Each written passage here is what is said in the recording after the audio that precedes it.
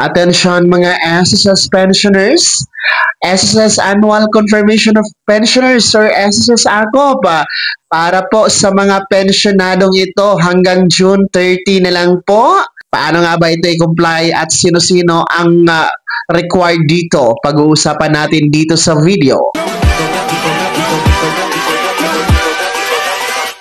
Hold up.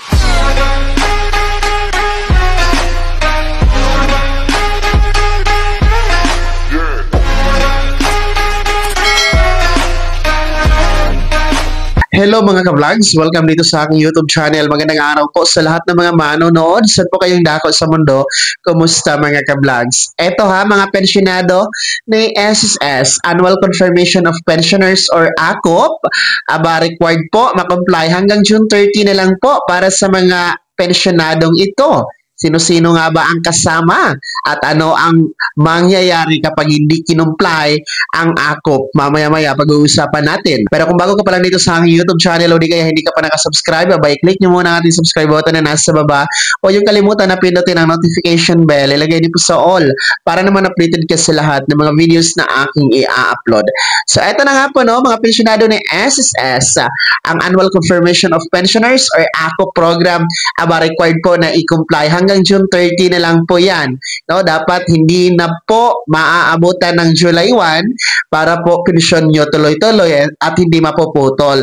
Well, ito po ay required para sa mga pensyonadong merong buwan ng kapanganakan or birth month nitong buwan ng June 2025. So, ang ACOP kasi is required i-comply tuwing buwan ng kapanganakan. Para po ito sa mga pensyonadong merong edad na 80 pataas. So, ibig sabihin, kung hindi pa kayo 80 pataas, hindi kayo kasama sa ACOP. Yung mga 79 years old below.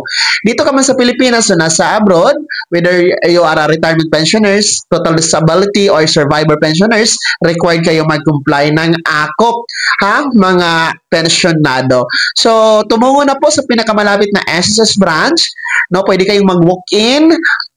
Pumalapit lang naman po kayo sa branch ni SSS and available doon ang ACOP na form. Wala yung bayad, libre po yan.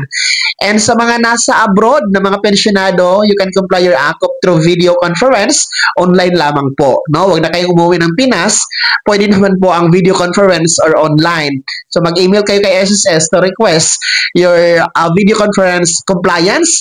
At magre-reply naman po yan si SSS sa schedule ninyo. And tandaan, Philippine Standard Time po ang gagamitin kapag video conference. Pangatlo, pwede tayo mag-comply ng ACOP sa mga selected banks na dineklara po ni SSS. Nasa screen nyo po.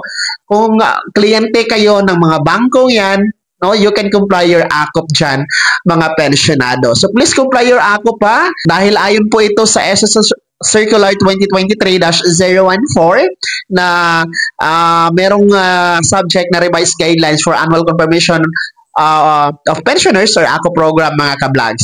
So, ang mangyayari kasi kapag hindi nyo kinumply yung ACOP, mapuputol po yan. Puputulin na yung pensyon ni SSS. Baka magtaka kayo sa darating na buwan ng July or August, wala kayong makukuha na pensyon. So, ganun kahalaga talaga na mag-comply ng ACOP. Well, anyway, para sa mga naputol na ang pensyon, mag-ACOP lamang kayo para maibalik po ang inyong pensyon. At yung mga buwan na hindi nyo natanggap ang pensyon, ibibigay naman po yun ni SSS as long as magpa-ACOP kayo. So, para po ito sa mga merong buwan ng kapanganakan nitong June, whatever kung anong petsa, from June 1 hanggang June 30, please comply your ACOP para hindi maputol ang pensyon at tuloy-tuloy ito na matatanggap mga pensionado. Kaya naman mga SSS pensioners na may buwan ng kapanganakan ng June, kumusta po? Na-comply na ba ang ACOP o hindi pa? Well, anyway, happy birthday po sa inyong lahat.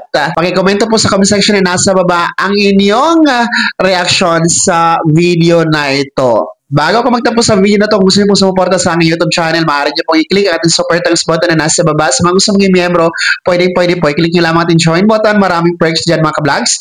Be my member now. Sana naging gabay ang video na ito kahit paano pag-uusapan natin ang mga mahalagang bagay na may kinalaman sa pagiging miyembro, benepisyaryo at pensyonado sa SSS. Kung hindi ka pa nakasubscribe dito sa aking YouTube channel, maaari nyo nang i-click ang ating subscribe button na nasa baba. Huwag niyong kalimutan na pindutin ang notification bell. Ilagay niyo po sa all para naman updated ka sa lahat ng mga videos na aking i-upload. Maaari nyo din i-like ang video na to at kung meron ka pa mga katanungan, maaari nyo i-komento sa comment section na nasa baba. Pag-follow na din po ang aking official Facebook page na nasa screen nyo. Muli po, ako si Daniel Timpawan na nagsasabing dito sa aking YouTube channel, pawang katotohanan at lahat, totoo lamang.